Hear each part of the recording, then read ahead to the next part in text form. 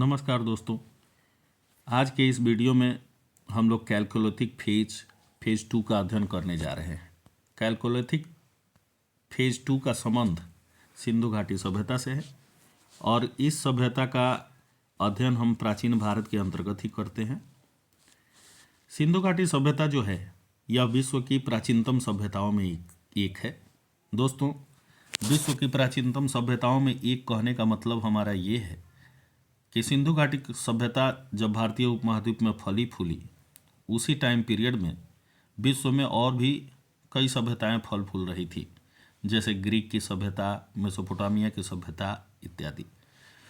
दोस्तों, सिंधु घाटी सभ्यता की सर्वप्रथम जानकारी हमें मिली थी 1826 में, जब एक व्यक्ति ने, चार्ल्स मेसन नाम के एक व्यक्ति ने सर्वप्रथम इस पर प्रकाश डाला था और उन्होंने अंदाज़ा लगाया था कि यहाँ एक पुरानी सभ्यता मिल सकती है।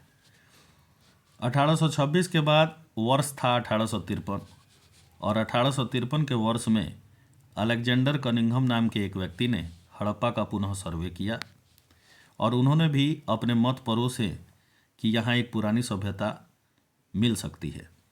फिर वर्ष 1856 जॉन बर्टन और विलियम बर्टन दो भाई थे और ये दोनों भाई इंजीनियर थे और ये रेलवे लाइन जो बिछा रहे थे लाहौर से कराची के मध्य, इस रेलवे लाइन बिछाने के क्रम में इन्होंने अनजाने में हड़प्पा की ईंटों का प्रयोग कर लिया।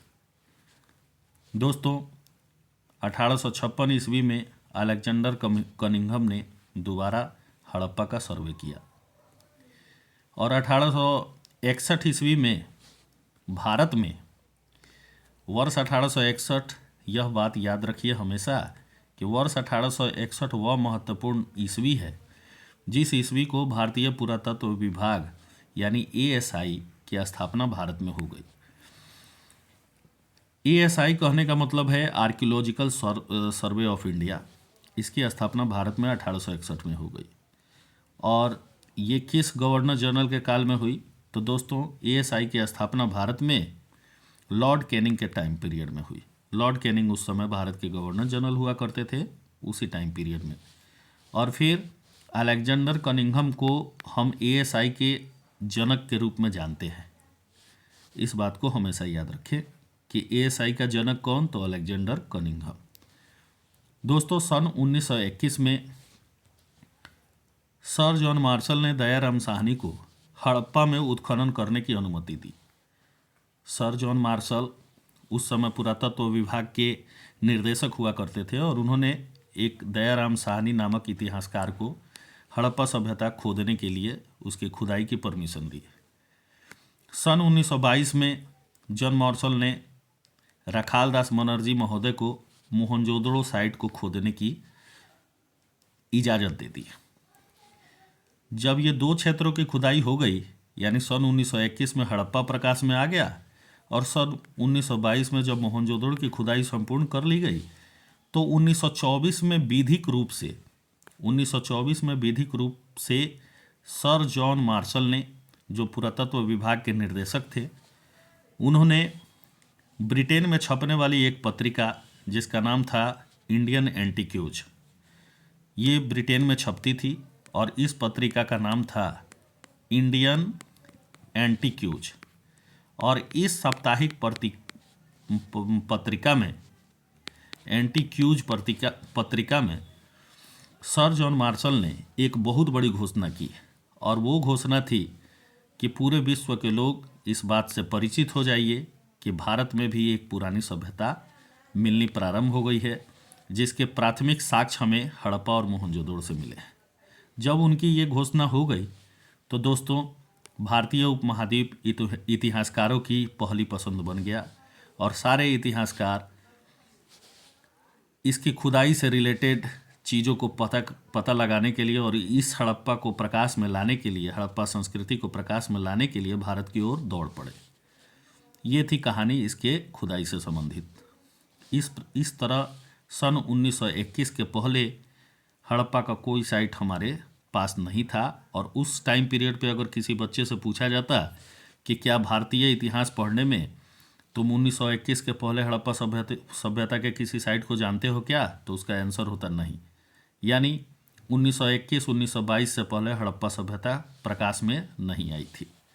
दोस्तों, इतिहासकार पिग्गट, एक इतिहासकार हैं पिग्गट महोदय, उन्होंने हड़प्पा और मोहनजोदड़ो को सिंधु घाटी सभ्यता की जुड़वा राजधानी कहा है। ये क्वेश्चन डायरेक्ट एग्जाम में पूछे जाते हैं कि किसने हड़प्पा और मोहनजोदड़ो को सिंधु घाटी सभ्यता की जुड़वा राजधानी कहा है, तो इतिहासकार पिग्गट। ये बात हमेशा याद रखें, ये VVI क्वेश्चन है आपके लिए। आगे बढ़ते हैं, अब इसके विस्तार को देखते हैं। दोस्तों, सिंधु घाटी सभ्यता जो है एक विस्तृत सभ्यता थी और इसके विस्तार के तहत जब हम देखते हैं तो पाते हैं कि ये विश्व की सबसे बड़ी सभ्यता थी। यानी इसके समकालीन जितनी सभ्यताएं थीं उन तमाम सभ्यताओं में ये सबसे बड़ी थी। यह लगभग 13 लाख किलोमीटर स्क्वायर क्षेत्र में फैली हुई थी और ये संपूर्ण भारत, पाकिस्तान एवं अफगानिस्तान में फैली हुई थी। ये त्रिभुज के आकार की सभ्यता थी, त्रिभुजाकार था इसका शेप, और ये कांस्य युगीन सभ्यता थी, यानी यहाँ के लोग कांसा का उपयोग करना जानते थे। ये सभ्यता लौह युगीन से परिचित सभ्यता नहीं थी, यानी यहाँ के लोगों को लोहे की कोई जानकारी नहीं थी। इस बात को हमेशा याद रखें।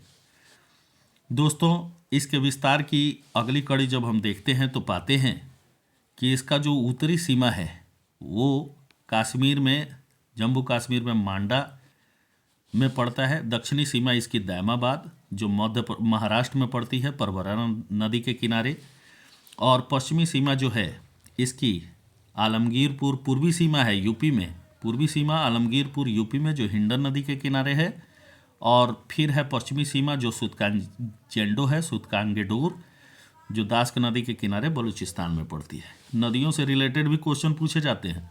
जैसे पूछा जा सकता है कि मांडा किस नदी के किनारे है, तो आपका आंसर जाएगा चिनाब नदी को। ये पूछा जाएगा कि सिंधु घाटी सभ्यता की पूर्वी सीमा आलमगीरपुर किस नदी के किनारे पड़ती है, तो हिंडन नदी के किनारे। ऐसे क्वेश्चन आपसे पूछे जा सकते हैं एग्जाम में। तो दोस्तों, आगे बढ़ते हैं, अब इसके काल निर्धारण को देखते हैं। सिंधु घाटी सभ्यता का जो टाइम पीरियड हम निर्धारित करते हैं साक्ष्यों के आधार पर, वो कार्बन C14 पद्धति से किया जाता है। अर्थात ये एक टेक्निक है पुराने वस्तुओं के आयु निर्धारण हेतु। दोस्तों, 2600 से 1900 BC, यानी 2600 BC से 1900 BC, ये टाइम पीरियड सिंधु घाटी सभ्यता के संदर्भ में नई NCERT के बुक में दर्ज है। 2300 से 50 से 1750 BC ये पुरानी NCERT के अनुसार इसकी टाइम पीरियड है, और 3250 से 2750 BC ये इसके टाइम पीरियड फिक्स हम करते हैं सारगौन अभिलेख के अनुसार, जो मध्य एशिया से प्राप्त हुआ है। उस अभिलेख को अगर हम साक्ष्य मानते हैं तो फिर इसका टाइम पीरियड 3250 से 2750 BC तक चला जाता है। दोस्तों, ये एक बहुत बड़ी सभ्यता थी जिसका हम अध्ययन करने जा रहे हैं।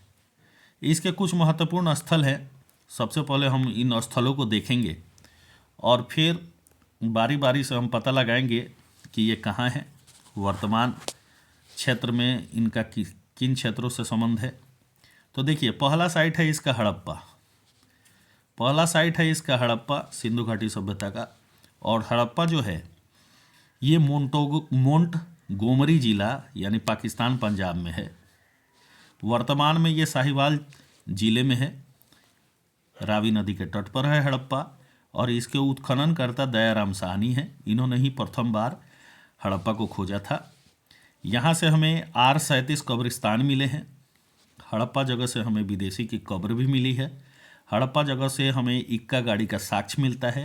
हड़प्पा जगह से हमें सिंगार की पेटी का साक्ष्य मिलता है। हड़प्पा जगह से हमें स्वास्तिक का चिन्ह भी मिला है। ये बात हमेशा याद रखें। और नदी के तट पर 12 अन्नागार यानी एक साथ 12 कोल्ड स्टोर जहाँ पे अन्न रखे जाते थे, वो 2 लाइनों में मिले हैं हड़प्पा जगह से।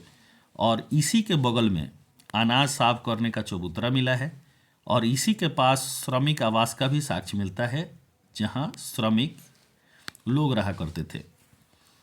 ये तमाम बातें हड़प्पा से रिलेटेड थी। दूसरा साइट है इसका मोहनजोदड़ो। ये भी महत्वपूर्ण साइट है मोहनजोदड़ो। ये जो है ये लरकाना सिंध पाकिस्तान क्षेत्र में मिला है और सिंधु नदी के तट पर का क्षेत्र है। मोहनजोदड़ो के जो उत्खनन करता हैं जिन्होंने इस जगह को प्रकाश में लाया, उनका नाम है रखालदास बनर्जी। मोहनजोदड़ो का दोस्तों अर्थ है मृतकों का टीला, यानी मोहनजोदड़ो कहने का मतलब है, शाब्दिक अर्थ है इसका मृतकों का टीला। मोहनजोदड़ो से हमें मिले हैं विशाल स्नानागार, ये यहाँ के मुख्य है विशाल स्नानागार। इसके आकार जो है 39x23x8 फीट में है। इसके उत्तर और दक्षिण में सीढ़ियाँ बनी हुई हैं, दोनों बगल सीढ़ियाँ हैं। बिटुमिन्स का लेप लगाया गया है और उत्तर दिशा में 6 वस्त्र बदलने के कक्ष भी हैं इस स्नानागार में। और 3 तरफ इसके बरामदे हैं, 3 तरफ बरामदे हैं और बरामदे के पीछे कई कक्ष भी बने हैं। जलापूर्ति हेतु कुआं भी बना है। ये बात हमेशा याद रखें दोस्तों, ये बहुत महत्वपूर्ण बात है कि यहाँ जो जल आपूर्ति कराया जाता था वो नदियों से नहीं, कुओं के द्वारा होता था। सीढ़ियों के भी साक्ष्य मिले हैं यहाँ से। और प्रथम तल पर इतिहासकारों की संभावना है कि पुरोहित रहते होंगे। संभवतः यहाँ धार्मिक अनुष्ठान का आयोजन किया जाता रहा होगा और सर जॉन मार्शल ने इसे तत्कालीन समय की आश्चर्यजनक इमारत माना है। किसको? तो मोहनजोदड़ो से प्राप्त स्नानागार को। फिर मोहनजोदड़ो से दूसरा साक्ष्य मिला है विशाल अन्नागार का भी साक्ष्य मिला है मोहनजोदड़ो से। महाविद्यालय का भी साक्ष्य मिला है मोहनजोदड़ो से। सूती कपड़े के साक्ष्य भी मिले हैं मोहनजोदड़ो से। हाथी का कपाल खंड भी मिला है मोहनजोदड़ो से। नर्तकी की मूर्ति जो धातु की बनी हुई है ये भी हमें प्राप्त होती है मोहनजोदड़ो से, जो नग्नावस्था है। नर्तकी की मूर्ति नग्नावस्था है और इसने एक हाथ में चूड़ियाँ पहन रखी है। ये तमाम चीज़ें हमें मिली हैं मोहनजोदड़ो से। फिर मोहनजोदड़ो से प्राप्त हमें होता है पुरोहित राजा की मूर्ति, जो ध्यान की मुद्रा में है, ध्यान कर रहे हैं, योग को दिखाता है ये। और इस मूर्ति में जो पुरोहित राजा है उन्होंने शॉल ओढ़ रखी है जिस पर कासीदाकारी का कार्य किया गया है। यहाँ से मेसोपोटामिया के मोहर भी मिलती है। और मेसोपोटामिया कहाँ है? तो मेसोपोटामिया उस समय अरबी क्षेत्र में एक सभ्यता थी, यानी मेसोपोटामिया के मोहर भी हमें मिली है मोहनजोदड़ो से। ये बात हमेशा याद रखें। आगे बढ़ते हैं। थर्ड साइट है लोथल।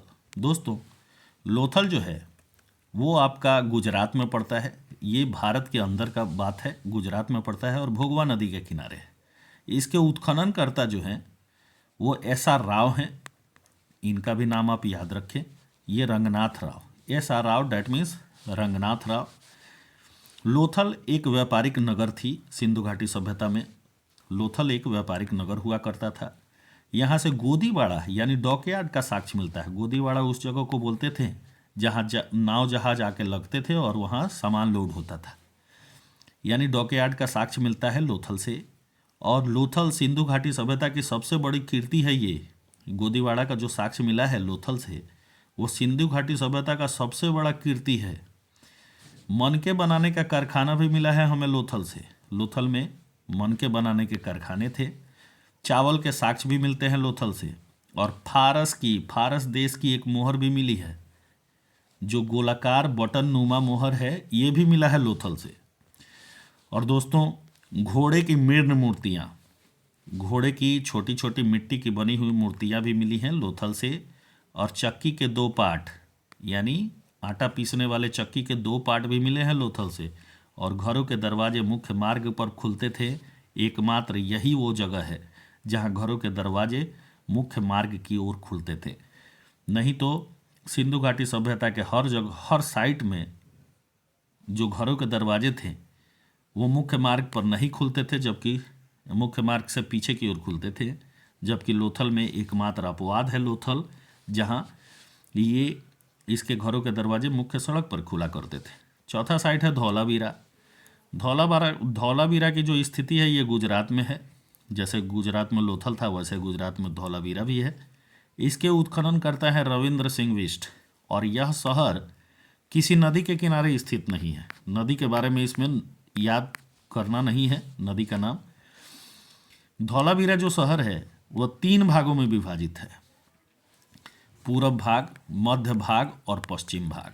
यहाँ से 16 कृत्रिम जलाशय मिलते हैं। ये बात हमेशा याद रखें कि कहाँ से 16 कृत्रिम जलाशय के साक्ष्य मिलते हैं।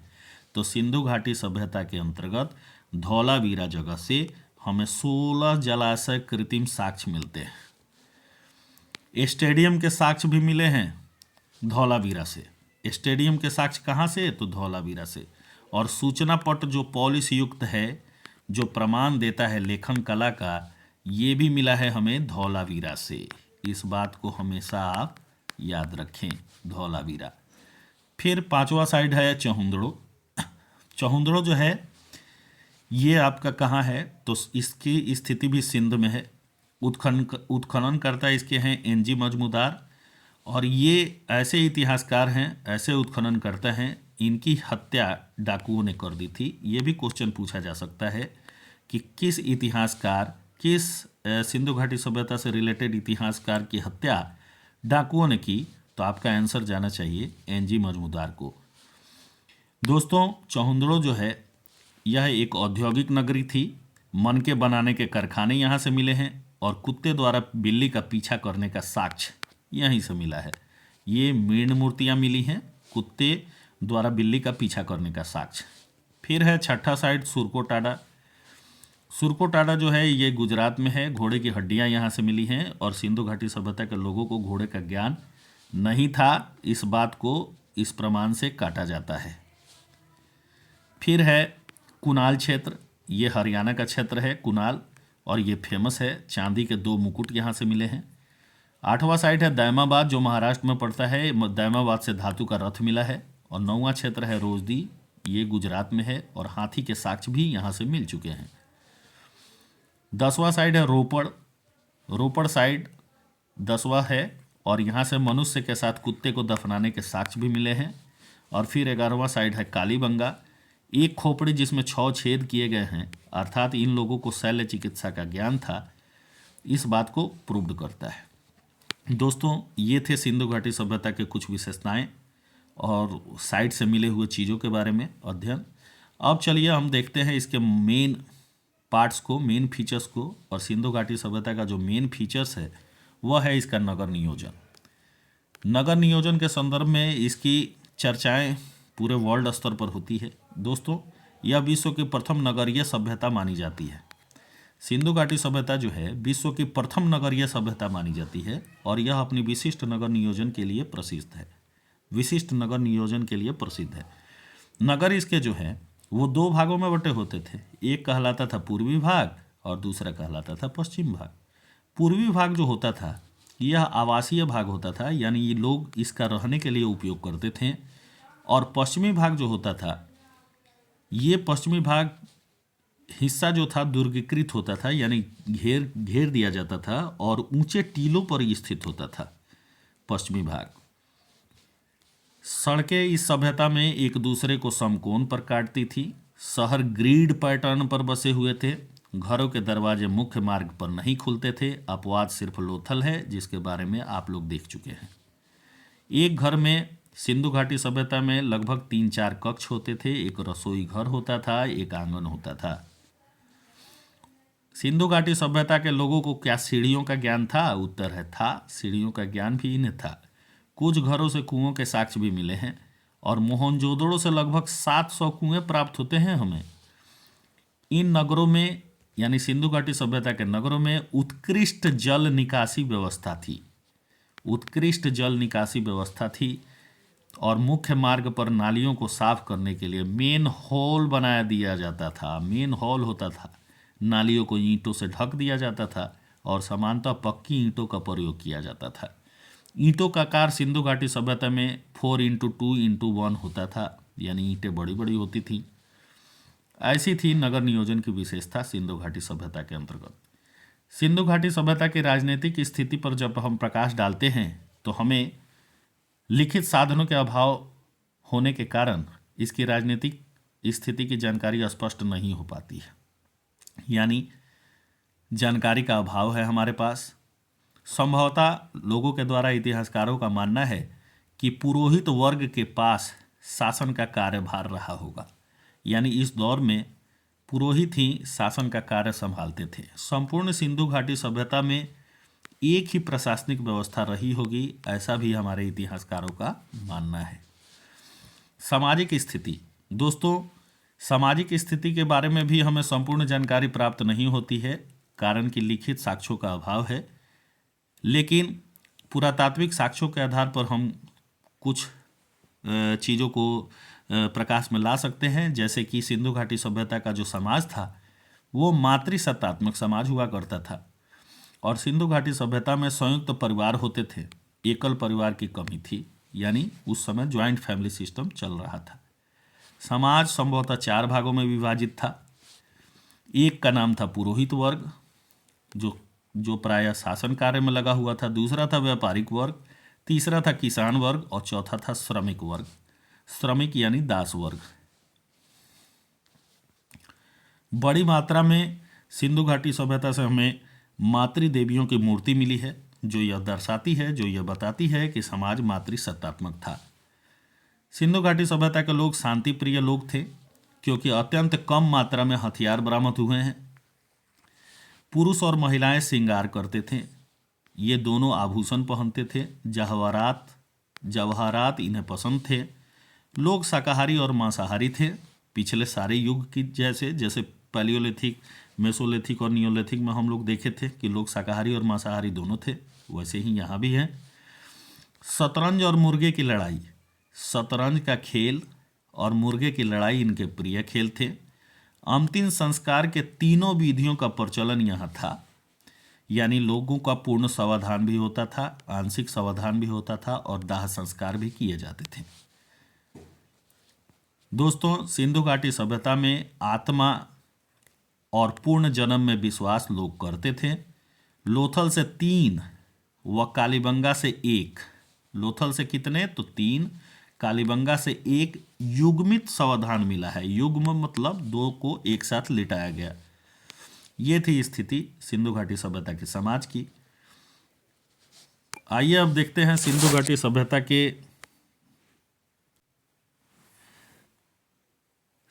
सभ्यता के धार्मिक स्थिति के बारे में।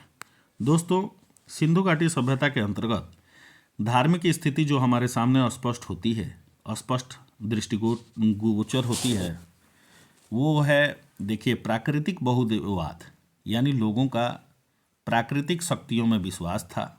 और प्राकृतिक में एक ही प्राकृतिक शक्ति नहीं, बल्कि बहुत सारे देवताओं में इनका विश्वास था। अर्थात लोग जो जिससे डरते थे उसको ये लोग देव मान लेते थे। पुरुष एवं महिला देवताओं को ये लोग पूजते थे।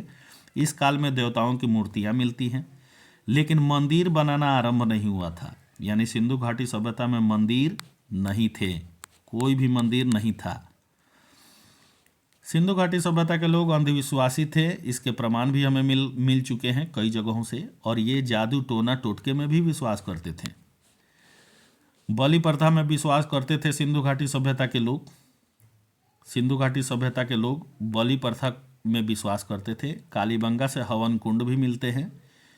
सिंधु घाटी सभ्यता के लोग वृक्ष पूजा, जल पूजा, लिंग पूजा, योनि पूजा में भी विश्वास करते थे। और सबसे पहले हमें शिवलिंग की प्राप्ति इसी सभ्यता से होती है। सिंधु घाटी सभ्यता के लोग ध्यान और योग का ज्ञान इन्हें था। ऐसी बहुत सारी मूर्तियाँ मिली हैं जिसमें योगी को ध्यान मुद्रा में दिखाया गया है। दोस्तों मोहनजोदड़ो से एक मोहर मिलती है जिस पर आद्य शिवा का चित्र मिलता है। सर जॉन मार्शल ने इन्हीं आद्य शिवा को पशुपतिनाथ कहा है, पशुपति कहा है, पशुपति देव कहा है। सिंधु घाटी सभ्यता की आर्थिक स्थिति, सिंधु घाटी सभ्यता के आर्थिक स्थिति के संदर्भ में हमारे पास जो बातें सामने आती हैं वो निम्नलिखित हैं। सिंधु घाटी सभ्यता कृषि आधारित अर्थव्यवस्था थी। अधिशेष उत्पादन हो जाता था। अधिशेष उत्पादन कहने का मतलब है कि जो व्यक्ति उपजाते थे वो उनके खाने के अलावे उनके पास बच जाता था, और इन्हें लोग बड़े बाजारों में, शहरों में बेच दिया करते थे। सिंधु घाटी सभ्यता के लोग गेहूं से, सरसों से, चना से, मटर से, रागी से परिचित थे। इन्हें चावल और बाजरे का ज्ञान नहीं था। चावल और बाजरा का ज्ञान सिंधु घाटी सभ्यता के लोगों को नहीं था। लोथल से चावल के साक्ष्य भी मिले हैं, लेकिन आमतौर पर इन्हें चावल का ज्ञान नहीं था। रंगपुर से चावल की भूसी भी मिलती है और रंगपुर उत्तर हड़प्पा स्थल माना जाता है, यानी हड़प्पा सभ्यता के बाद का स्थल, उत्तर हड़प्पन स्थल। सोर्टुगई सोर्टुगई अफगानिस्तान में एक फेमस जगह है, वहाँ नहरों के साक्ष्य मिलते हैं। सोर्टुगई से नहरों के साक्ष्य मिलते हैं और धौलावीरा से जलाशय के साक्ष्य मिलते हैं, जलाशय के साक्ष्य मिलते हैं धौलावीरा से। दोस्तों, जलाशय के साक्ष्य और नहरों के साक्ष्य हमें ये बताते हैं कि सिंधु घाटी सभ्यता में कृत्रिम सिंचाई प्रबंध भी लोगों ने कर रखे थे। सिंधु घाटी सभ्यता में लोग पशुपालन भी करते थे। हालांकि आपको पता है कि पशुओं को पालतू बनाना लोगों ने मध्य पाषाण काल में ही शुरू कर दिया था। इस दौर में तो पशुपालन इनके मुख्य पेशा हो चुके थे। गाय, भैंस, भेड़, बकरी, खरगोश, कुत्ता एवं बिल्ली इनके प्रिय पशु इस दौर में थे। ऊंट, घोड़ा, हाथी से परिचित नहीं थे ये लोग। सिंधु घाटी सभ्यता के लोग ऊंट से, घोड़ा से, हाथी से परिचित नहीं थे। हालांकि इनकी हड्डियों की प्राप्ति हुई है। विदेशी व्यापार होता था इनका। और सारगौन अभिलेख, जो सिंधु घाटी सभ्यता को मेलुहा कहा गया है, सारगौन अभिलेख जो मध्य एशिया से मिला है, सेंट्रल एशिया से मिला है, उस अभिलेख में सिंधु घाटी सभ्यता को मेलुहा नाम से उल्लेखित किया गया है। और मेलुहा के संदर्भ में कहा गया है कि मेलुहा नाविकों का देश है और मेलुहा हाजा पक्षी के लिए भी प्रसिद्ध था। हाजा पक्षी कहने का मतलब है मोर। इस बात का जिक्र है सारगौन अभिलेख में। दोस्तों, सारगौन अभिलेख में कपास को सिंडन कहा गया है और कपास के लिए फेमस था हमारा सिंधु घाटी सभ्यता। कपास को सिंडन कहा गया है, सिंडन। और कपास की विश्व में प्रथम खेती भारत में हुई थी, इस बात को हमेशा याद रखें। यानी कपास पूरे विश्व को भारत की देन है। दोस्तों, दिलमून जो बहरीन में था, आखन जो ओमान क्षेत्र में था, ये सिंधु घाटी सभ्यता और मेसोपोटामिया के बीच व्यापार में मध्यस्थ का कार्य करते थे। मुद्रा व्यवस्था का प्रचलन सिंधु घाटी सभ्यता में नहीं था। वस्तु विनिमय होता था, यानी सामान दो, सामान के बदले सामान लो। ये था वस्तु विनिमय प्रणाली। यह सोने चांदी का प्रयोग लोग करते थे। सोना चांदी से परिचित थे सिंधु घाटी सभ्यता के लोग। लोहे से इनका कोई भी परिचय नहीं था, लोहे से परिचित नहीं थे सिंधु घाटी सभ्यता के लोग। लेकिन सिंधु घाटी सभ्यता के लोगों को ये पता था कि तांबा और टीन को अगर मिला दें तो ये कांसे में परिवर्तित हो जाती है। यानी कांस्य युगीन सभ्यता थी सिंधु घाटी सभ्यता। और बालाकोट जो पाकिस्तान में है, बालाकोट से शंख उद्योग के अवशेष भी हमें प्राप्त होते हैं। लिपि के संदर्भ में सिंधु घाटी सभ्यता के लिपि को जब हम देखते हैं तो सिंधु घाटी सभ्यता से हमें कुछ लिपि का भी साक्ष्य मिलता है, जिन्हें पढ़ने में हम अभी तक कामयाब नहीं हुए हैं।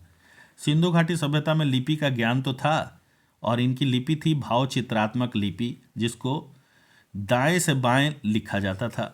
इसे गौ मूत्राक्षर लिपि भी कहा जाता था और इसमें समानतः 375 से 400 भाव मिलते हैं। लेकिन दोस्तों, दुर्भाग्य है कि इस लिपि को अभी तक हम पढ़ने में कामयाब नहीं हैं। मूर्तियों और मुहरों की चर्चा करें तो यहाँ 3 तरह की मूर्तियाँ मिली हैं सिंधु घाटी सभ्यता में। 3 तरह की मूर्तियाँ मिली हैं सिंधु घाटी सभ्यता में। एक है मूर्ति धातु की, दूसरी है मूर्ति पत्थरों की, तीसरी है मूर्ति मिट्टी की, जिसे टेरा कोटा कहा जाता है। मोहनजोदड़ो से नर्तकी की मूर्ति मिली है धातु की। दामाबाद से धातु का रथ मिला है। नर्तकी की मूर्ति कांसे की मिली है मोहनजोदड़ो से। दामाबाद से धातु का रथ मिला है। मोहनजोदड़ो से पत्थर की पुरोहित राजा की मूर्ति मिली है। टेराकोटा की मातृ देवियों की मूर्तियां मिली है। ज़्यादातर मुहरे सेल खड़ी की बनी होती थी, सेल खड़ी की बनी होती थी। और सिंधु घाटी सभ्यता की ज़्यादातर मुहरे जो थी चौकोर हुआ करती थी। मुहरे वस्तुओं की गुणवत्ता और व्यक्ति की पहचान की द्योतक थी। मुहरों पर एक सिंगा यानी एक श्रृंगी, हम्प डबल सांड यानी एक सिंघी जानवर का सबसे ज़्यादा प्रदर्शन किया गया है। मोहनजोदड़ो और हड़प्पा से बड़ी मात्रा में मुहरें मिलती हैं और कुबड़ वाला सांड के चित्र भी प्राप्त होते हैं मुहरों पे। दोस्तों, ये सिंधु घाटी सभ्यता का परिचय था और इसकी कुछ विशेषताएं थी। सिंधु घाटी सभ्यता भारत में ज़्यादा दिनों तक नहीं रही। सिंधु घाटी सभ्यता का पतन हो गया और सिंधु घाटी सभ्यता के पतन के संदर्भ में लोगों ने, हमारे इतिहासकारों ने कई मत दिए हैं कि सिंधु घाटी सभ्यता का पतन इस कारण से, तो सिंधु घाटी सभ्यता का पतन उस कारण से। लेकिन दोस्तों, हम सिंधु घाटी सभ्यता के पतन के बारे में अंतिम निर्णय तक पहुंच नहीं पाते, कारण कि अभी भी बहुत सारे शोध हो रहे हैं, लगातार हुए जा रहे हैं शोध। तो सिंधु घाटी सभ्यता के पतन के जो कारण हैं, उस कारणों में जिन्होंने कारण सुझाए हैं, तो देखिए इसमें है गॉर्डन चाइल्ड और मार्टियर व्हीलर। इनके अनुसार आर्यों ने भारत में अटैक किया और सिंधु घाटी सभ्यता का नाश हो गया। दूसरे हैं SR. Rao, sir John Marshall और मैके। इन 3 लोगों ने बाढ़ को प्रमुख माना है और इन्होंने बताया है कि बाढ़ ही वह प्रमुख कारण है जिससे सिंधु घाटी सभ्यता का पतन हो गया। फिर सर जॉन मार्शल, ये जो पुरातत्व विभाग के महानिर्देशक हुआ करते थे, इनका कथन है कि प्रशासनिक शिथिलता आ गई, यानी लोगों ने खुद को डेवलप नहीं किया, इस कारण से सिंधु घाटी सभ्यता का पतन हो गया। फिर हैं अमलानंद घोष।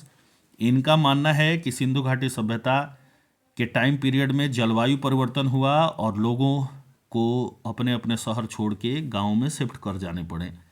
फिर हैं U.R. कैनेडी महोदय। U.R. कैनेडी महोदय का मत है कि प्राकृतिक आपदाओं के भीषण वार के कारण सिंधु घाटी सभ्यता के शहरों का विनाश हो गया। फिर है माधव स्वरूप वत्स। इनका मानना है कि नदियों ने अपना रुख बदल लिया और लोगों को शहर छोड़ के जाना पड़ा।